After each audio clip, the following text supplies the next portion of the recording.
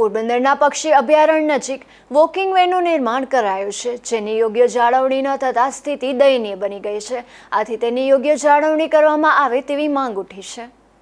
પોરબંદરના શહેરીજનો માટે તંત્ર દ્વારા પક્ષી અભયારણ્ય નજીક વોકિંગ વેનું નિર્માણ કરવામાં આવ્યું હતું, જ્યાં સવાર સાંજ મોટી સંખ્યામાં લોકો વોકિંગ માટે જતા હોય છે.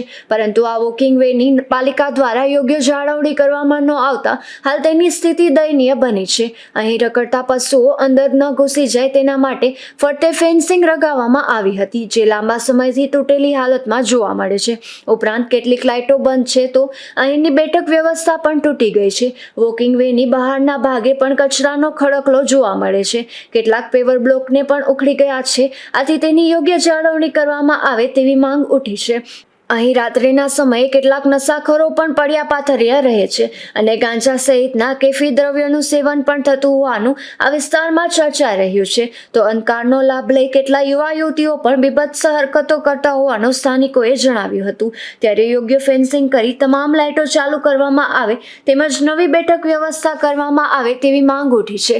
શહેરમાં પાલિકા દ્વારા નવા બાગ બગીચા પાછળ લાખોનો ખર્ચો કરવામાં આવે છે, પરંતુ હયાતની જાળવણી કરવામાં બેદરકારી સામે આવી રહી છે. નિપુલ પોપટ, ગુજરાત ન્યૂઝ, પોરબંદર.